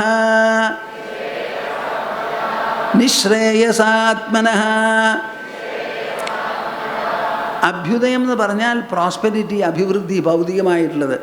നിശ്രേയസം എന്ന് പറഞ്ഞാൽ ആധ്യാത്മികമായിരിക്കുന്ന സമൃദ്ധി. അങ്ങനെ ഉള്ളു നിറഞ്ഞിരിക്കുന്ന ഭഗവാനാണ്. പരമകല്യാണ നിധിയാണ്, നിർവാണ സ്വരൂപിയാണ്, ആത്മതൃപ്തനാണ്, ആത്മഗംഭീരനാണ്. ഒരു സാധനവും കിട്ടാനും കൊടുക്കാനും ഭഗവാനില്ല. സുലഭമായിട്ട് ഇങ്ങനെ കൊടുത്തുകൊണ്ടിരിക്കുക. എടുത്താൽ ഒടുങ്ങാത്തതാണ് ഭഗവാന്റെ സ്വരൂപവും ഭഗവാന്റെ കയ്യിലുള്ളതെല്ലാം. ഈ ആകാശത്തിന് അപ്പുറം നിങ്ങൾക്ക് ചിന്തിക്കാൻ പറ്റില്ലല്ലോ. ഭൂമി മനസ്സിലായി, ജലം മനസ്സിലായി, വായു മനസ്സിലായി, അഗ്നി. ഈ 4 ഭൂതങ്ങളും നിലകൊള്ളുന്നത് ചുറ്റുമുള്ള അന്തമില്ലാത്ത ആകാശത്തിലാണ്. ആ ആകാശപ്പരപ്പിൻ്റെ അപ്പുറത്ത് ചിന്തിക്കാൻ നമുക്ക് പറ്റുമോ? പറ്റില്ല. അപ്പം ആകാശമടക്കമുള്ള സംഗതി സാധനങ്ങൾ എവിടുന്ന് ഉണ്ടായോ ആ ഉത്പത്തി കേന്ദ്രത്തെക്കുറിച്ച് നിങ്ങൾക്ക് എങ്ങനെ പറയാനും ചിന്തിക്കാനും പറ്റും? നമ്മുടെ അറിവ് മുഴുവനും കണ്ണുകൊണ്ടും ചെവി കൊണ്ടും മറ്റ് ഇന്ദ്രിയങ്ങൾ കൊണ്ടും ഗ്രഹിക്കുന്ന ഈ ഭൗതിക വസ്തുക്കളെ ചൊല്ലിയല്ലേ. അതിൻ്റെ അങ്ങേ അറ്റമാണ് അന്തമില്ലാത്ത ആകാശം. അതിന് നിറവുമില്ല, മണവുമില്ല, ഗുണവുമില്ല. അതിൻ്റെ ഉള്ളിലാണ്, ഒരു നിലയ്ക്ക് ശൂന്യമാണ്. ആ ശൂന്യാകാശത്തിൽ നിന്ന് ഉദ്ഭവിച്ചതാണ് ബാക്കിയുള്ള 4 ഭൂതങ്ങൾ. ശൂന്യത്തിൽ നിന്ന് പൂർണ്ണം ഉദ്ഭവിക്കുമോ എന്ന് ചോദിച്ചാൽ ആകാശമാണ് അതിന് പ്രത്യക്ഷമായിട്ടുള്ള മറുപടി. ആ ആകാശത്തെപ്പോലും രചിക്കുന്ന ഭഗവാനെക്കുറിച്ച് നിങ്ങൾ എന്തു പറയണം? അദ്ദേഹത്തിൻ്റെ നിലയെന്താ? അദ്ദേഹത്തിന് ഒന്നിൽ നിന്നും ആരിൽ നിന്നും ഒന്നും കിട്ടാനില്ല, കൊടുക്കാനില്ല. ഒരാളുടെ സ്തുതിയും വേണ്ട, നിന്ദയും വേണ്ട. ആത്മതൃപ്തനാണ്, ആത്മഗംഭീരനാണ്, ആത്മസന്തുഷ്ടനാണ്. അങ്ങനെ ഇരിക്കുന്ന ഭഗവാന് നഹ്യസ്യാർത്ഥസുരഗണൈ, ദേവന്മാരിൽ നിന്ന് എന്ത് കിട്ടാനാ? നൈവാസുരേഭ്യോ വിദ്വേഷോ, അസുരന്മാരോട് ദ്വേഷവും ഇല്ല ഭഗവാന്. സുരന്മാരോട് ദേവന്മാരോട് പ്രത്യേക സ്നേഹമോ ആവശ്യമോ ഇല്ല. അസുരന്മാരോട് പ്രത്യേക വെറുപ്പോ വിദ്വേഷവും ഇല്ല. നോദ്വേഗശ്ച ഗുണസ്യഹി, അദ്ദേഹം നിർഗുണനാണല്ലോ. സത്വരജസ്തമോ ഗുണങ്ങൾ അദ്ദേഹത്തെ ബാധിക്കില്ലല്ലോ. ഇതിനസ്വ മഹാഭാഗ നാരായണ ഗുണാൻ പ്രതി സംശയസ്വ മഹാൻ ജാതഃ തദ്ഭവാൻ ഛേത്തുമർഹതി. കേൾക്കുന്നുണ്ടോ കൂട്ടരെ? ഒന്ന് മനസ്സിലാക്കിനപ്പാ എന്താണ് ഈ ശ്രീമദ് ഭാഗവതമെന്ന്. ഭഗവാനെക്കുറിച്ച് ചോദിക്കുകയാണ് കാര്യകാരണങ്ങൾ നിരത്തി. ഇതിനഹ സുമഹാഭാഗ നാരായണ ഗുണാൻ പ്രതി, ആദിനാരായണൻ്റെ ഗുണവിശേഷങ്ങളെപ്പറ്റി ഞങ്ങളുടെ മനസ്സിൽ ഇങ്ങനെ ഒരു സംശയം ജനിക്കുന്നുണ്ട് മഹർഷേ. സംശയസ്സു മഹാൻ ജാതഃ, ആ സംശയം പെട്ടെന്ന് അങ്ങോട്ട് വിസ്മരിച്ച് കടന്നുറങ്ങാൻ പറ്റുന്ന സംശയമല്ലാതെ സുമഹാൻ, വളരെ വിശേഷപ്പെട്ടത്, അത്യന്തം പ്രബലമായത്, മഹത്തായത്, ഗംഭീരമായത്, ഉത്തുംഗം, ഉന്നതം.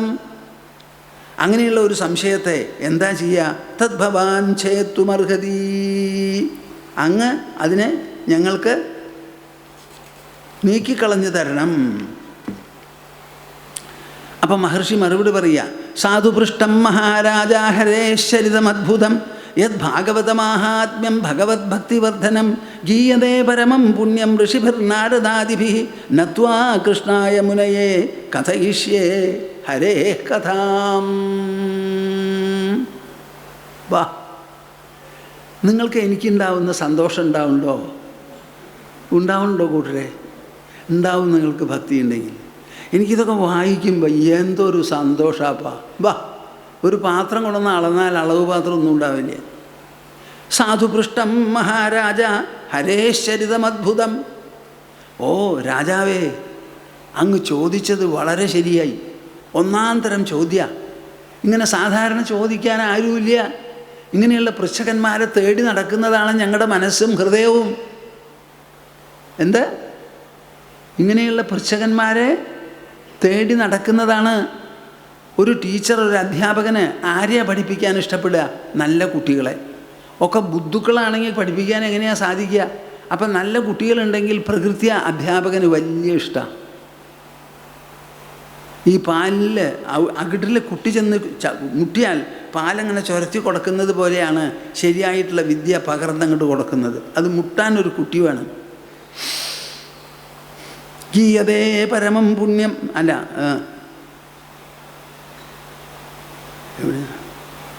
സാധുപുഷ്ടം മഹാരാജാ ഹരേശ്വരിതമദ്ഭുതം യത് ഭാഗവതമാഹാത്മ്യം ഭഗവത് ഭക്തിവർദ്ധനം. അങ്ങയുടെ ചോദ്യം വളരെ സാധുവായി, നന്നായി മഹാരാജാവേ.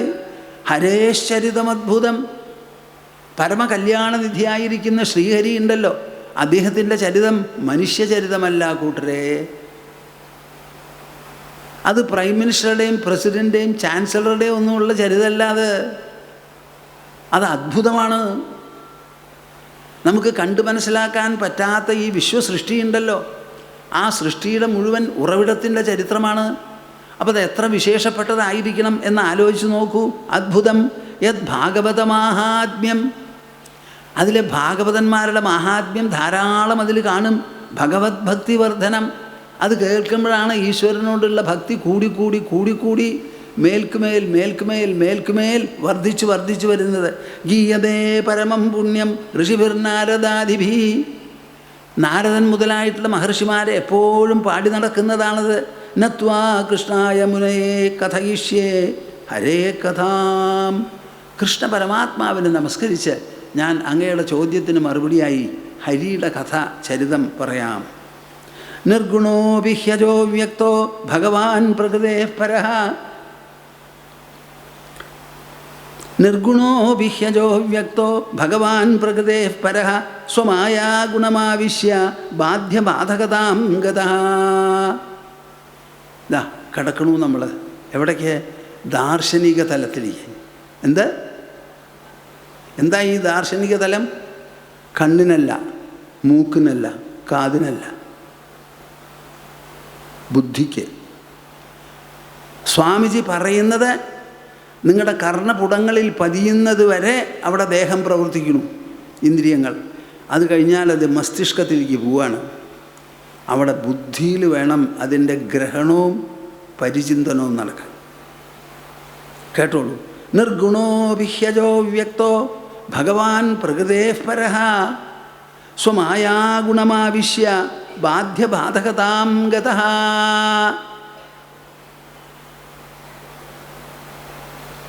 എല്ലാവരും ശ്രദ്ധിച്ചിരിക്കുന്നുണ്ടോ? നിർഗുണോപി, ഭഗവാൻ നിർഗുണനാണ്. ഈ ലോകം മുഴുവനും സത്വം രജസ് തമസ് എന്ന് പറയുന്ന പ്രകൃതിയുടെ മൂന്ന് ഗുണമൂല്യങ്ങൾ കൊണ്ട് രചിക്കപ്പെട്ടതാണ്. സത്വഗുണം രജസിലും തമസിലും പ്രതികരിക്കുന്നു. രജസും തമസും ഒറ്റയ്ക്ക് ബാക്കി രണ്ടെണ്ണത്തിൽ പ്രതികരിക്കുന്നു. അങ്ങനെ പ്രതികരണം, പ്രതിപ്രതികരണം, പ്രതിപ്രതികരണം, അങ്ങനെ ആക്ഷൻ ആൻഡ് റിയാക്ഷൻ കൂടിച്ചേർന്ന് ഉണ്ടായതാണ് ഈ പ്രപഞ്ചം. അതാണ് ഇവിടെ നമുക്ക് പലതും കൂട്ടിച്ചേർക്കാൻ പറ്റുന്നത്. സോഡിയമുണ്ട്, ക്ലോറിനും ഉണ്ട്. രണ്ടും കൂടി യോജിപ്പിച്ചാൽ സോഡിയം ക്ലോറൈഡായി. ഹൈഡ്രജനും ഓക്സിജനും കൂട്ടിച്ചേർത്താൽ H2O വെള്ളമായി. എല്ലാ സാധനങ്ങളും കണ്ടൻസ് ചെയ്യുമ്പോൾ ചുരുങ്ങും. വെള്ളം കണ്ടൻസ് ചെയ്ത് ഐസായാൽ വർദ്ധിക്കും. എന്താ അതിൻ്റെ കാരണം ചോദിച്ചാൽ ഒരാൾക്കും പറയാൻ പറ്റില്ല. സയൻസിനൊരു മറുപടിയില്ല. ഇതാണ് ഈ ലോകം. നിർഗുണോ വിഹ്യജോ വ്യക്തോ, നിർഗുണനാണ്, അജൻ, ജനിക്കാത്തവനാണ്, അവ്യക്തൻ, ഇന്ദ്രിയങ്ങൾക്ക് തെളിഞ്ഞ് കാണാത്തവനാണ് ഭഗവാൻ. അങ്ങനെയുള്ള ഭഗവാൻ പ്രകൃതേ പരഃ.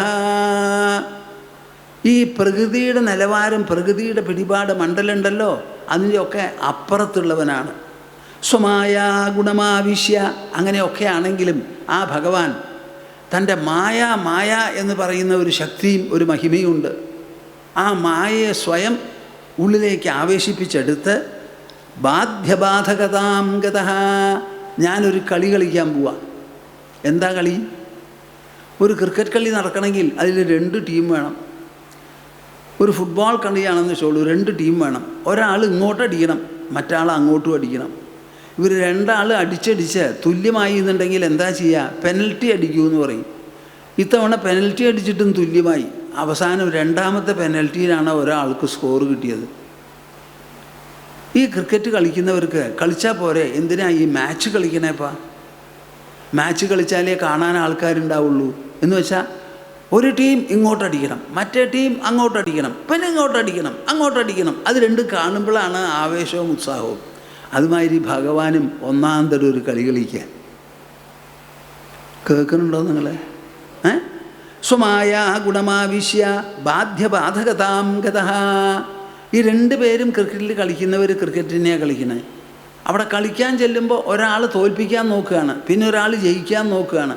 അവസാനം ഒരാൾ തോൽക്കുന്നത് വരെ മറ്റാൾ ജയിക്കുന്നത് വരെ കളിക്കൂ എന്ന് പറയുക. അതുപോലെ ഭഗവാൻ ബാധ്യബാധകതാം ഗതഃ.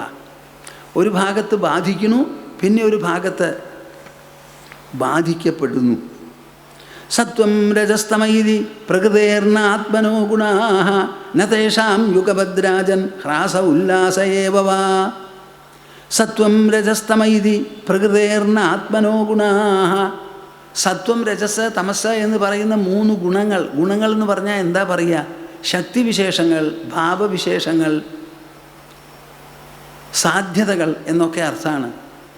അപ്പോൾ സത്വം രജസ് തമസ് എന്ന് പറയുന്ന മൂന്ന് ഗുണങ്ങളാണ്. സത്വം എന്ന് പറഞ്ഞാൽ എന്താ? സൗഖ്യം, ജ്ഞാനം. ജ്ഞാനം അതിൻ്റെ വശമാണ്, സൗഖ്യവും അതിൻ്റെ വശമാണ്. അറിവ്, ബുദ്ധി, ഇതൊക്കെ അതിൽപ്പെട്ടതാണ്. രജസ്സോ പ്രവൃത്തിയും പ്രവർത്തിപ്പിക്കാനുള്ള പ്രേരണകളും ഘടകങ്ങളും. തമസ് എന്ന് പറഞ്ഞാലോ അജ്ഞാനം, അന്ധകാരം, ആലസ്യം, ഇതൊക്കെയാണ്. ഒരു ദിവസം എണീക്കുമ്പോൾ ആ എണീക്കുന്ന സമയത്ത് നമ്മൾ രജോ ഗുണത്തിനെ സ്വീകരിച്ചു കൊണ്ടാണ് എണീക്കുന്നത്. അതിൽ ഉണർവും അറിവും ഭാഗങ്ങളുണ്ടല്ലോ, അതൊക്കെ സത്വഗുണത്തിൻ്റെയാണ്. കിടന്നുറങ്ങുമ്പോൾ പിന്നെ തമോ ഗുണമായി. അപ്പോൾ പ്രതിദിനം ഏവരിലും ഈ സത്വഗുണം, രജോ ഗുണം, തമോ ഗുണം മാറി മാറി മാറി മാറി പ്രകടമായിക്കൊണ്ടിരിക്കുകയാണ്. അങ്ങനെ ഒരു വ്യക്തിയിൽ, വ്യഷ്ടിയിൽ നടക്കുന്നതുമാതിരി സമഷ്ടിയിലുമുണ്ട് അതുപോലെ ഈ സത്വരജസ് തമോ ഗുണങ്ങളുടെ ഏറ്റക്കുറവുകൾ എന്ന് പറയുക. സത്വം രജസ്തമൈതി പ്രകൃതേർന ആത്മനോ ഗുണാഃ ന തേഷാം യുഗഭദ്രാജൻ ഹ്രാസ ഉല്ലാസ ഏവ വാ. ജയകാലേ തു സത്വസ്യ ദേവർഷീൻ രജസോ അസുരാൻ തമസോ യക്ഷരക്ഷാംസി തത്കാലാനുഗുണോ അഭജത്. ഒരുമിച്ച് സത്വവും രജസ്തും തമസും മൂന്നും കൂടി അങ്ങോട്ട് വർദ്ധിക്കില്ല, മൂന്നും കൂടി ക്ഷയിക്കില്ല. സത്വത്തിൻ്റെ കാലം, അത് കഴിഞ്ഞാൽ രജസിൻ്റെ കാലം, അത് കഴിഞ്ഞാൽ തമസിൻ്റെ കാലം. ഇതൊരു വ്യക്തിയിലെ ദിനം പ്രതി നടക്കുന്നതാണ്. നിങ്ങൾക്ക് കാലത്ത് എണീറ്റ് വൈകുന്നേരം ഉറങ്ങുന്നത് വരെ സത്വഗുണവും രജോ ഗുണവും തമോ ഗുണവും മാറി മാറി മാറി മാറി മുൻപിൽ വന്ന് നിന്നുകൊണ്ടിരിക്കും. അതാണ് ഇതിൻ്റെ വിശേഷം. അതുമാതിരി നമ്മുടെ വയസ്സനുസരിച്ച്, കാലമനുസരിച്ച് അങ്ങനെയുള്ള സാത്വിക കാലമൊക്കെ ഉണ്ടാവും. ജയകാലേതു സത്വസ്യ ദേവർഷീൻ രജസോ അസുരാൻ തമസോ യക്ഷരക്ഷാംസി തത്കാലാനുഗുണോ അഭജത്. ജയകാലേതു സത്വസ്യ, സത്വം ജയിക്കുന്ന സമയത്ത് ദേവർഷീൻ രജസോസുരാൻ. അപ്പം ദേവർഷിമാരെയൊക്കെ അനുകൂലിക്കുന്നതായിട്ട് തോന്നുന്നു, അവരിലാണ് സത്വം. അപ്പോൾ സത്വവും കൂടിയിട്ടൊരു പൊരുത്തം വന്നു. ആ പൊരുത്തത്തിൻ്റെ പേരിൽ അവരൊക്കെ അനുഗ്രഹിക്കപ്പെട്ടതായിട്ട് തോന്നുന്നു. രജസോ അസുരാൻ. അതുപോലെ ഈ രജസ്സാണ് മുൻപിൽ വന്നതെന്നുണ്ടെങ്കിലോ രാജസമായിരിക്കുന്നവരെ സഹായിക്കുന്നമാതിരി തോന്നും. തമസോ യക്ഷരക്ഷാംസി. തമസ്സാണെങ്കിലോ യക്ഷസ്സുകളെയും രക്ഷസുകളെയുമെല്ലാം തത്കാല അനുഗുണോ ഭജത്. അതാത് കാലത്തിനനുസരിച്ച് ഉണ്ടാവുന്ന ഒരു അനുകൂല പ്രതികൂല ഭാവങ്ങളാണിത്. ഇതൊന്നും വാസ്തവത്തിൽ ഭഗവാനില്ല. ഈ ഭൂമിയും ജലവും വായുവും അഗ്നിയും കൂടിയിട്ട് എന്തൊക്കെയാണ് ഇവിടെ കാട്ടിക്കൂട്ടുന്നത്? ഈ കാട്ടിക്കൂട്ടുന്നത് മുഴുവൻ ആകാശത്തിനുണ്ടോ? ഇതവരും ഉണ്ടാതെ ഉണ്ടോ? ഉണ്ടാവോ? അമേരിക്കയുടെ കയ്യിലുള്ള ന്യൂക്ലിയർ എക്സ്പ്ലോഷൻ ഉണ്ടല്ലോ, ന്യൂക്ലിയർ ബോംബ്സ്, അതിൽ 10% ഉപയോഗിച്ചു എന്നുണ്ടെങ്കിൽ ഭൂമിയുടെ ഒരു തരി പോലും ഉണ്ടാവില്ല എന്നാണ് പറയണത്. അങ്ങനെ ഭൂമി മുഴുവനും പൊടി ധൂളായി പോയി എന്നുണ്ടെങ്കിലും ആകാശത്തിന് വല്ല കോട്ടവും വരുമോ? എന്താ മിണ്ടാത്തെ? വരില്ല. ഉറപ്പിച്ചു പറയൂ. ആ ആകാശമടക്കം നിങ്ങളുടെ ശരീരത്തിലുണ്ട്. എപ്പോൾ നോക്കിയാലും എനിക്ക് വയ്യ, എനിക്ക് വയ്യ, എനിക്ക് വയ്യ, എന്നെ ബന്ധിച്ചു, എന്നെ പറഞ്ഞു. എന്തിനത് പറയണത് ഈ പൊല്ലാപ്പ്? ഇതിലൊക്കെ ബാധിക്കാതെ ഇരിക്കാനുള്ള ആ സാന്നിധ്യവും ശക്തിയും നിങ്ങളിലുണ്ടല്ലോ. ഒരാൾ കുറ്റം പറഞ്ഞു. ആരാ കുറ്റം പറഞ്ഞേ? ഒരാൾ. അത് താനാണോ? അല്ല, തന്നെയല്ലേ കുറ്റം പറഞ്ഞേ? അപ്പോൾ കുറ്റം പറഞ്ഞതിൽ തെറ്റായിരിക്കുക? പറഞ്ഞ ആൾക്കോ കേട്ട ആൾക്കോ? എന്താ മിണ്ടാതെ? ആ പറഞ്ഞ ആൾ അതിന് പരിതപിച്ചോട്ടെ, നിങ്ങൾക്കെന്ത് വേണം? എടോ, താൻ ഇനിയും കുറ്റം പറയടോ. എന്നെ കുറ്റം പറയാൻ തനിക്ക് സാധിക്കുന്നുണ്ടല്ലോ, അതിലെനിക്ക് സന്തോഷമുണ്ട്. കുറ്റം പറഞ്ഞ് വായ കഴിക്കുന്നത് വരെ പറഞ്ഞോളൂ എന്ന് പറയാൻ എന്താ വിരോധം? അങ്ങനെ വിരോധമില്ലാതെ കുറ്റം പറയാൻ അനുവദിക്കുന്ന ഒരാളുടെ മനസ്സിനെ പറ്റി എന്ത് പറയണം? നിങ്ങളൊന്ന് പറയൂ. നിങ്ങളുടെ ഈ പിച്ചത്തരാണ്. അവൻ പറഞ്ഞു, ഇവൾ പറഞ്ഞു, അവൻ പറഞ്ഞു, വേറെ ഒന്നുമില്ല നിങ്ങൾക്ക്. നിങ്ങളെന്ത് പറയണം, ചിന്തിക്കണം എന്ന് ആലോചിക്കൂ. അവനും അവളും പറഞ്ഞത് എന്തിനാ ആലോചിക്കണത്?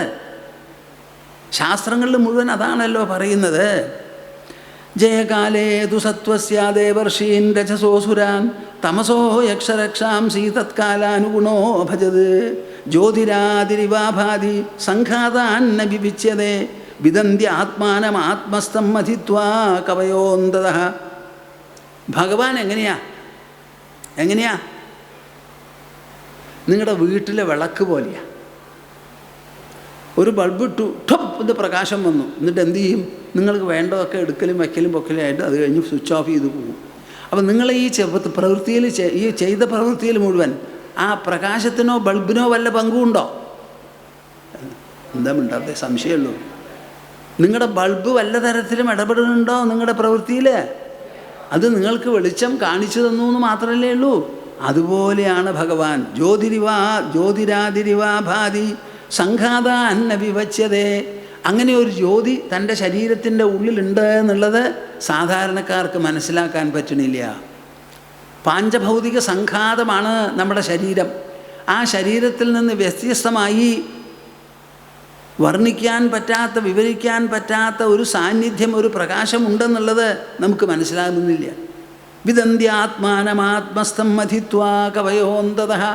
എന്നാൽ ബുദ്ധിയുള്ളവരോ, കവികളോ, മഹർഷിമാരോ, ക്രാന്തദർശികളോ അവരെന്താ ചെയ്യണത്? കടയാനങ്ങോട്ട് തുടങ്ങി. ഞാൻ എൻ്റെ ശരീരം, എൻ്റെ ശരീരം, എൻ്റെ ശരീരം, ഞാൻ എൻ്റെ ശരീരം, ഞാൻ എൻ്റെ ശരീരം. ഇതെന്താ? അത് ഞാൻ എൻ്റെ, ഞാനാണോ എൻ്റെ എന്ന് പറയണത്? ശരീരത്തിനെ നോക്കി ഞാൻ എൻ്റെ എന്ന് പറയുന്നു. ചിന്തിച്ച് നോക്കി എൻ്റെ മനസ്സ് എന്ന് പറയുന്നു, എൻ്റെ ബുദ്ധി എന്ന് പറയുന്നു. ഈ ഞാനോ? അത് പ്രഥമാവിഭക്തിയാണ്. ഞാൻ ഒക്കെ എൻ്റെയാണ്. എൻ്റെ അനവധി ഉണ്ടാവാം, ഞാൻ ഒറ്റയ്ക്കാണ്. ആ ഞാൻ ഈ ശരീരമല്ല. ശരീരം എൻ്റെ ശരീരമാണ്, എൻ്റെ മനസ്സാണ്, എൻ്റെ ബുദ്ധിയാണ്, എൻ്റെ അഹങ്കാരമാണ്, എൻ്റെ വീട്, എൻ്റെ കുട്ടികൾ, എൻ്റെ ഭർത്താവ്, എൻ്റെ ഭാര്യ, എൻ്റെ കാറ്, എൻ്റെ സർട്ടിഫിക്കറ്റ് ഒക്കെ എൻ്റെയാണ്. ഞാൻ എന്ന് പറയണതോ ഒന്ന് വേറെ. സ്വാമിജി,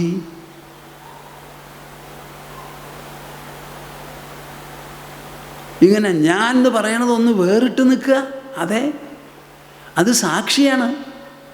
ബാക്കിയൊക്കെ സാക്ഷ്യങ്ങളാണ്. നിങ്ങൾ ദുഃഖിക്കുന്ന സമയത്ത് ആ ദുഃഖാനുഭവത്തിന് സാക്ഷിയാണ് ആര്? ഞാൻ. നിങ്ങൾ സുഖിക്കുന്ന സമയത്ത് സുഖാനുഭവത്തിന് സാക്ഷിയാണ് ആര്? ഞാൻ. നിങ്ങൾ പിച്ചയാണെങ്കിൽ ആ പിച്ചത്വത്തിന് സാക്ഷിയാണ്. എങ്ങനെ പ്രഭുത്വത്തിന് സാക്ഷിയോ അതേപോലെ പിച്ചത്വത്തിനും സാക്ഷിയാണ് ഈ ഞാൻ. അപ്പം ഞാൻ എപ്പോഴെങ്കിലും പ്രഭുവാവുമോ? പിച്ചയാവുമോ? എന്താ ഒരു മിണ്ടാതെ? പ്രഭുത്വത്തിന് ഞാൻ നോക്കിക്കാണുന്നു, പിച്ചത്വത്തെയും നോക്കിക്കാണുന്നു. നോക്കിക്കാണുന്ന കണ്ണ് ഏതെങ്കിലും വസ്തുക്കളാവുന്നുണ്ടോ? പച്ച നിറം നോക്കുമ്പോൾ കണ്ണ് പച്ചയാവുന്നുണ്ടോ? ചുവപ്പ് നോക്കുമ്പോൾ കണ്ണ് ചുവപ്പാവുന്നുണ്ടോ? അപ്പോൾ എല്ലാ കാര്യവും അനുഭവിച്ച് സാക്ഷിയായി നിൽക്കുന്ന ഞാൻ സാക്ഷി മാത്രമല്ലേ? ഇനി നിങ്ങൾ എന്നോട് പറയൂ, നിങ്ങൾ സാക്ഷിയോ അതോ സാക്ഷ്യമോ? വായടച്ചു. ആരാ നിങ്ങൾ? എന്താ മറുപടി പറയും? സാക്ഷിയോ സാക്ഷ്യമോ? എല്ലാറ്റിനും സാക്ഷിയാണ്. ബന്ധനമുണ്ടെങ്കിൽ ബന്ധനത്തിന് സാക്ഷി, മോക്ഷം കിട്ടിയാൽ മോക്ഷത്തിന് സാക്ഷി. അതുകൊണ്ട് ഈ ഞാൻ എന്ന് പറയുന്നവൻ ബദ്ധനുമല്ല, മുക്തനുമല്ല. അവൻ ലോകവുമല്ല, അവസാനം ദേഹവുമല്ല, ഒന്നുമല്ല, എല്ലാറ്റിനും സാക്ഷിയായിട്ടുള്ളവൻ. വിദന്ത്യാത്മാനമാത്മസ്ഥം മഥിത്വാ കവയോന്തതഃ. അവർ മനസ്സുകൊണ്ടും ബുദ്ധി കൊണ്ടും ഈ തത്വത്തിനെ കടഞ്ഞ് കടഞ്ഞ് കടഞ്ഞ് കടഞ്ഞ് എവിടം വരെ എത്തുന്നു? അവർക്ക് സ്ഫുടമായിട്ട് മനസ്സിലാവുന്നു. കവയോ അന്തതഃ.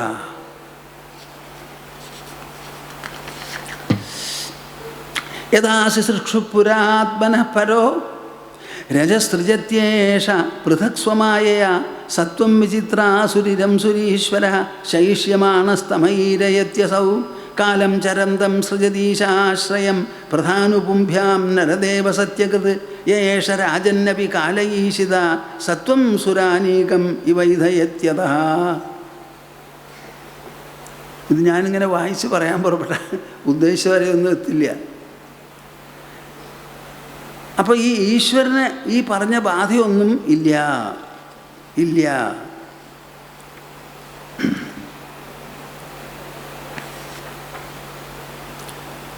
തത് പ്രത്യനീകാൻ അസുരാൻ സുരപ്രിയോ രജസ്തമസ്കാൻ പ്രമിണോത്യുരുശ്രവാഃ അത്രൈവോദാഹൃതപൂർവം ഇതിഹാസസുരർഷിണ പ്രീത്യാ മഹാകൃതൗ രാജൻ പൃച്ഛതേ അജാതശത്രപേ.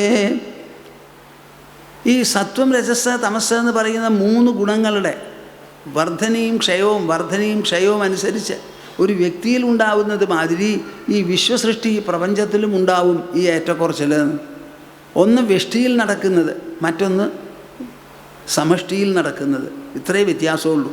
ആ രജോഗുണം വർദ്ധിച്ചു വരുമ്പോൾ അസുരന്മാരെ സഹായിക്കുന്നത് പോലെ തോന്നും, സത്വഗുണം വർദ്ധിക്കുമ്പോൾ ദേവന്മാരെ സഹായിച്ചതുപോലെ തോന്നും. ഇതിനെക്കുറിച്ച് വിശേഷപ്പെട്ട ഒരു ചോദ്യവും ഒരു ഇതിഹാസവുമുണ്ട്. ഞാൻ പറഞ്ഞു തരാം എന്ന് പറഞ്ഞിട്ടാണ് സംഭവത്തിലേക്ക് വരുന്നത്. പറയട്ടെ, മനസ്സിലായോ?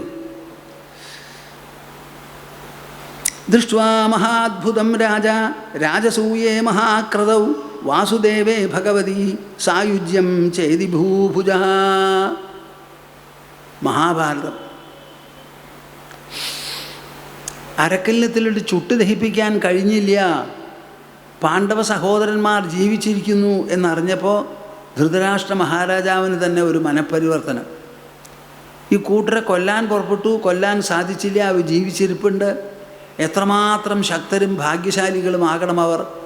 അവരോട് ഇനി വൈരം കൊണ്ടു നടന്നിട്ട് കാര്യമില്ല, സ്നേഹം ആയിക്കോട്ടെ എന്ന് പറഞ്ഞ് 2 പേരെയും വിളിച്ച് ഞാൻ രാജ്യം പങ്കുവയ്ക്കാം എന്ന് പറഞ്ഞു. പങ്കുവച്ചതിലോ അന്ധരാജാവിന് മരുഭൂമി പോലെയുള്ള ഇന്ദ്രപ്രസ്ഥമാണ് പാണ്ഡവന്മാർക്ക് കൊടുത്തത്. അന്നേ വരെ പല രാജാക്കന്മാരും വന്ന് ഭരിച്ച് സമ്പദ് സമൃദ്ധമാക്കി തീർത്ത ആ കുരുവംശമുണ്ടല്ലോ, ഹസ്തിനപുരം. ആ ഹസ്തിനപുരം ദുര്യോധനന് കൊടുത്തു. മരുഭൂമിയായിട്ടുള്ള തരിശുഭൂമി ഇന്ദ്രപ്രസ്ഥം യുധിഷ്ഠിരനും കൊടുത്തു. പഞ്ചപാണ്ഡവന്മാരൊന്നും കൂസിയില്ല, നെറ്റി ചുളുക്കിയില്ല. അവരവിടെ ചെന്ന് കഷ്ടപ്പെട്ട് ബുദ്ധിമുട്ടി എല്ലാ വിധത്തിലുള്ള ക്ഷേമങ്ങളും ഐശ്വര്യങ്ങളും സമ്പാദിച്ചു. അവസാനം ഒരു രാജസൂയയാഗം നടത്താൻ തീരുമാനിച്ചു. ആ രാജസൂയയാഗം നടത്താൻ തീരുമാനിച്ച് ദുര്യോധനെയും കൂട്ടരെയും വിളിച്ചു കൊണ്ടുവന്നു. ദുര്യോധന അവിടെയുള്ള സംഗതികളൊക്കെ കണ്ടപ്പോൾ സഹിച്ചില്ല. എനിക്ക് ഊണ് കഴിക്കാൻ പറ്റണില്ല, ഉറങ്ങാൻ പറ്റണില്ല എന്ന് പറഞ്ഞപ്പോൾ അമ്മാവനാണ് പറഞ്ഞത്, നീ ഭയപ്പെടണ്ട, ഞാൻ ചൂതുകളിക്ക് വിളിക്കാം, എന്നിട്ട് ചൂതിൽ തോൽപ്പിച്ചോളാം യുധിഷ്ഠിര മഹാരാജാവിനെ, ഉള്ള രാജ്യം മുഴുവൻ ഞാൻ നേടിയെടുത്തോളാം എന്നൊക്കെ പറഞ്ഞ് സമാധാനിപ്പിച്ചു. അത് അവിടെ ഇരിക്കട്ടെ. രാജസൂയയാഗം നടത്തുമ്പോൾ അതിനൊരു അഗ്രപൂജ വേണം. ചീഫ് ഗസ്റ്റ് ഓഫ് ഓണർ എന്നൊക്കെ പറയാറില്ലേ? അങ്ങേയറ്റത്തെ ആദരവിന് പാത്രമായിട്ടുള്ളൊരാളെ വിളിക്കുക. ആരെങ്കിലുമൊക്കെ വിളിച്ചാൽ ചീഫ് ഗസ്റ്റ് ഓഫ് ഓണർ എന്നൊക്കെയാണ് നമ്മൾ പറയുക, ഗസ്റ്റ് ഓഫ് ഓണർ. അപ്പം അങ്ങനെ ഒരാൾ വേണം. ആരാ ഈ സദസ്സിൽ നിന്ന് തിരഞ്ഞെടുക്കേണ്ടത് എന്ന് ചോദിച്ചപ്പോൾ സഹദേവൻ പറഞ്ഞു, ഒരു സംശയവും ഇല്ല, ശ്രീകൃഷ്ണനെയാണ് തിരഞ്ഞെടുക്കേണ്ടത് എന്ന്. ഈ കൃഷ്ണൻ ആരാ? ആട്ടടയൻ, കാലിക്കുട്ടികളുടെ സുഹൃത്ത്, പശുവിൻ്റെ വാലും പൊടിയുമായിട്ട് നടക്കുന്ന ഒരാളല്ലേ ഈ കൃഷ്ണൻ. ശിശുപാലൻ എപ്പോഴും കൃഷ്ണനെ വെറുത്തുകൊണ്ട് ദ്വേഷിച്ചു കൊണ്ടിരുന്ന ആളാണ്. ആ ശിശുപാലൻ സദസ്സിലങ്ങോട്ട് എണീറ്റ് നിന്ന് സംസാരിക്കാൻ തുടങ്ങി. അരേ സദസ്യരെ, നിങ്ങൾക്ക് എന്തു പറ്റി? ഇത്രയും അതിമഹത്തായിരിക്കുന്ന ഒരു സദസ്സിൽ രാജസൂയാഗം നടത്തുന്ന സന്ദർഭത്തിൽ അഗ്രപൂജയ്ക്കായി ഈ കൃഷ്ണൻ എന്ന് പറയുന്ന ആട്ടടയനെ മാത്രമേ നിങ്ങൾക്ക് കിട്ടിയുള്ളൂ. മാട്ടടയനെ ഭീഷ്മ പിതാമഹനെ പോലെയുള്ള മഹാത്മാക്കൾ ഇവിടെ സന്നിഹിതരാണല്ലോ. എത്രയോ മഹാരാജാക്കന്മാരും മഹാരഥന്മാരുമുണ്ട്. അവരെയൊക്കെ വിട്ടിട്ട് ഈ ഒരാളെ ഒരു തരത്തിലുള്ള പ്രസിദ്ധിയും അറിവും ആൾക്കില്ല. കാട്ടിൽ ചെന്നു, അവിടെയുള്ള ഇലകളും ചെടികളും ഒക്കെ ചെട്ടിയെടുത്ത് കഴുത്തിലൊരു മാലയിട്ട് ഒരു ഫ്ലൂട്ടും കയ്യിൽ വെച്ച് പീ എന്ന് പറഞ്ഞ് നടക്കുക. അതിൻ്റെ പിന്നാലെ കൂടാൻ കുറേ മാട്ടടയന്മാർ വേറെയുണ്ട്. ഇങ്ങനെ ഒരാളെ തിരഞ്ഞെടുത്തതിൽ ഇത് വലിയ അധിക്ഷേപമായി നമ്മുടെ ഹസ്തിനപുരത്തിനും എല്ലാറ്റിനും വലിയ ഒരു അപമാനമാണിത്. ഇത് സമ്മതിക്കാൻ പറ്റില്ല എന്ന് പറഞ്ഞ് ഒന്നൊന്നായി കുറ്റം പറഞ്ഞു തുടങ്ങി. കൃഷ്ണൻ കേട്ടുകൊണ്ടിരുന്നു. അവസാനം 99 കുറ്റം ആരോപിച്ച് 100ാമത്തത് വന്നതോടുകൂടി കൃഷ്ണൻ എണീറ്റു. ഭീഷ്മപിതാമഹനും പറഞ്ഞു, എന്തായാലും രാജസൂയാഗം നടത്തണം. അത് നടത്തുന്ന സമയത്ത് അതിന് വിഗ്രഹങ്ങളുണ്ടെങ്കിൽ അതൊക്കെ തട്ടിച്ചു കൊണ്ടുപോകേണ്ടത് ക്ഷത്രിയന്മാരുടെ ധർമ്മമാണ്. കൃഷ്ണ വേണ്ടത് ചെയ്യൂ എന്ന് പറഞ്ഞു. കൃഷ്ണൻ ഒരു സംശയവും ഒരാലോചനയും ഉണ്ടായില്ല. കയ്യിലുള്ള ചക്രം അത് വിട്ടുകൊടുത്തു. ചെന്നത് നേരെ ശിശുപാലൻ്റെ കഴുത്ത് താഴ്ത്ത് വീണു.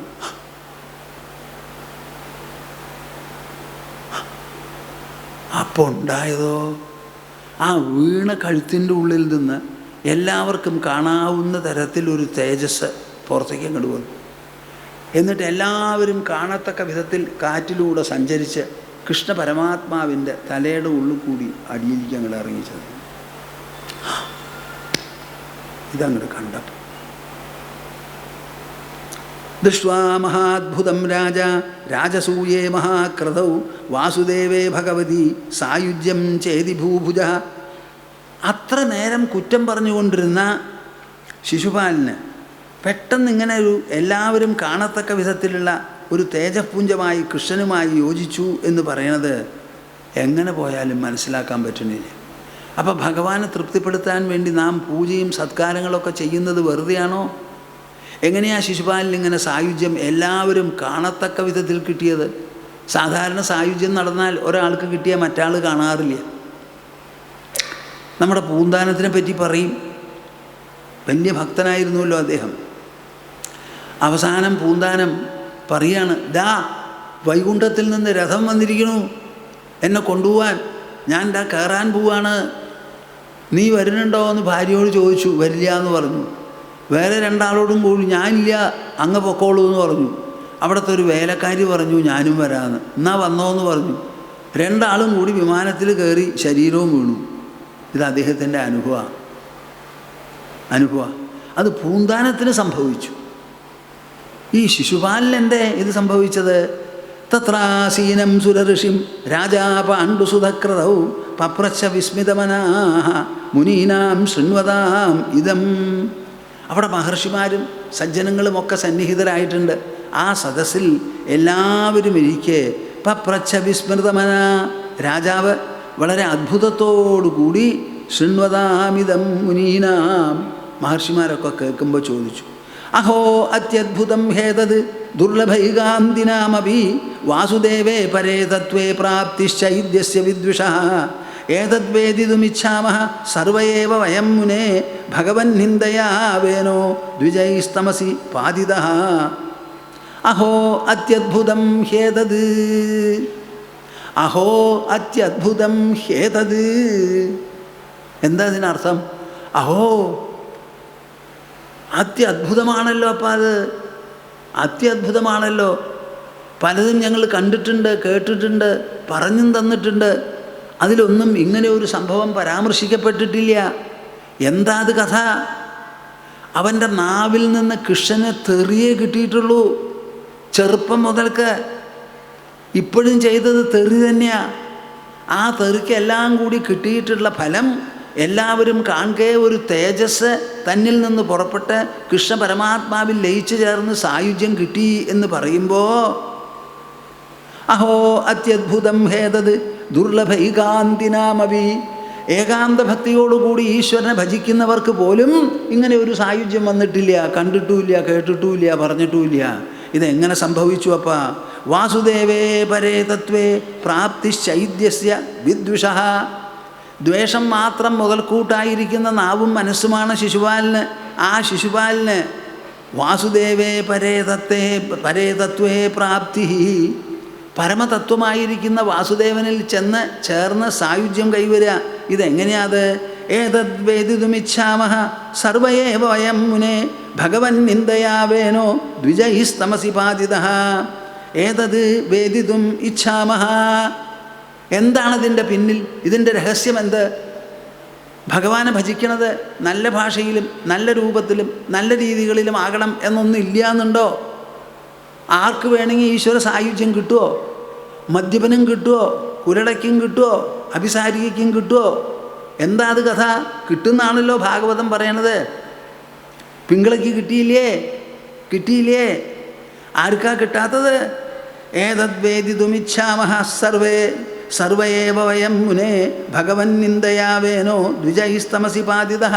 ഞങ്ങൾ പറഞ്ഞു കേട്ടിട്ടുള്ളത് വേനനെ ദ്വിജന്മാർ എല്ലാവരും കൂടി നരകത്തിൽ കൊണ്ടണച്ചു എന്നാണ് കേട്ടിട്ടുള്ളത്.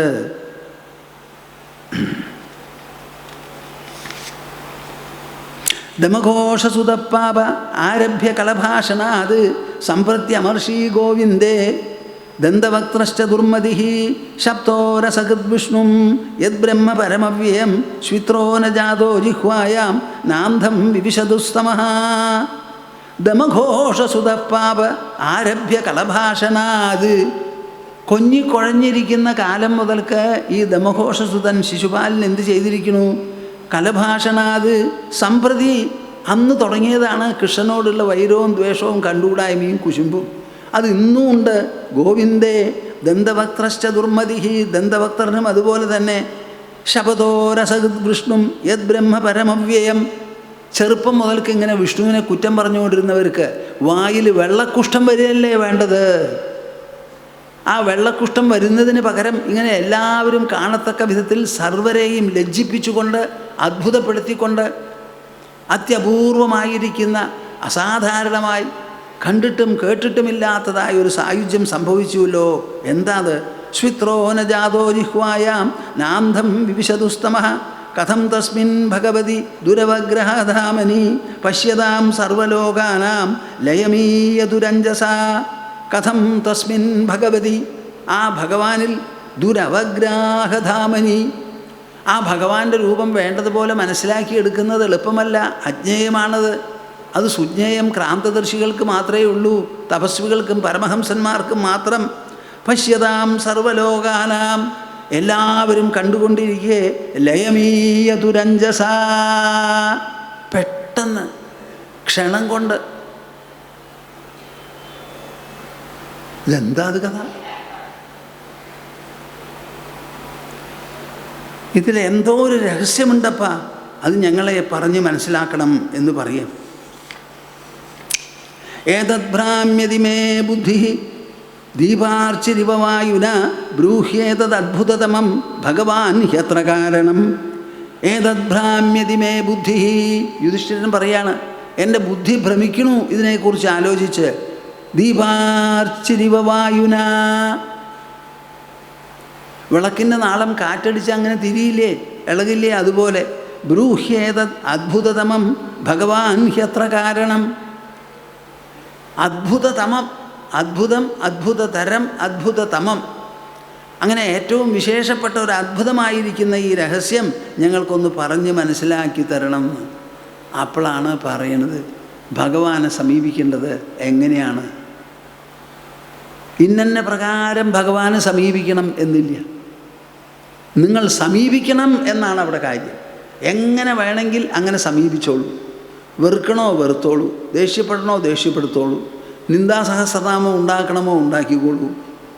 പക്ഷേ നിങ്ങളുടെ മനസ്സും ഭഗവാനുമായിട്ട് ഇണങ്ങണം. നിങ്ങളുടെ വികാരത്തിൻ്റെയും ഭാവത്തിൻ്റെയും പാത്രം അപ്പുറത്ത് ഭഗവാനാകണം, അതാണ് ആവശ്യം എന്ന് പറഞ്ഞ് അത് എക്സ്പ്ലെയിൻ ചെയ്യുന്നു. ഇതാണ് ഭാഗം. ഞാൻ പറഞ്ഞത് നിങ്ങൾക്ക് കേൾക്കാൻ ഇഷ്ടപ്പെട്ടുവോ എന്ന് എനിക്കറിയില്ല. എന്നോട് ഞാൻ ഇറങ്ങുമ്പോൾ വന്ന് പറയണം. ഞാൻ എങ്ങനെയാണെന്ന് വെച്ചാൽ മനുഷ്യർക്ക് ഇഷ്ടപ്പെടിയിക്കുന്ന തരത്തിൽ സംസാരിക്കുന്ന ആളാണ്. നിങ്ങൾ വിചാരിക്കുന്നതൊക്കെ ഒരു പക്ഷേ ഞാൻ പറഞ്ഞു എന്ന് വരില്ല. പക്ഷെ നിങ്ങൾ വിചാരിക്കേണ്ട കാര്യം ഞാൻ പറയും.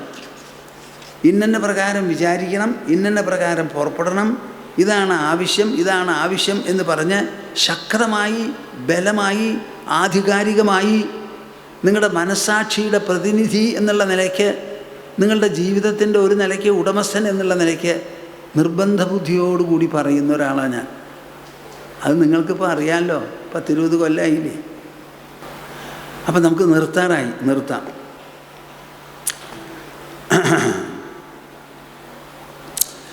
ജയതി ജയതി ദേവോ ദേവകീ നന്ദനോയം, ജയതി ജയതി കൃഷ്ണോ വൃഷ്ണിവംശപ്രദീപ, ജയതി ജയതി മേഘശ്യാമലഃ കോമലാംഗോ, ജയതി ജയതി പൃഥ്വീ ഭാരനാശോ മുകുന്ദഃ.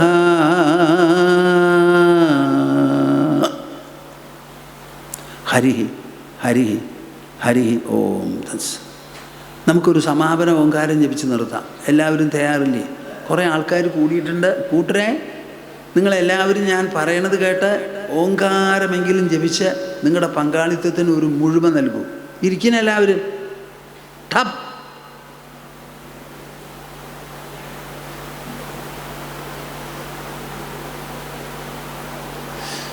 അവർക്കൊരു സ്ഥലമൊക്കെ സൗകര്യപ്പെടുത്തി ഇരുത്തൂന്ന്. ആതിഥേയ മര്യാദ പഠിക്കൂ. ഇത്രയൊക്കെ നീളം നടക്കണത് എന്തിനാണ്? അടുത്തുള്ള കസേരയിൽ ഇരുന്നൂടെ?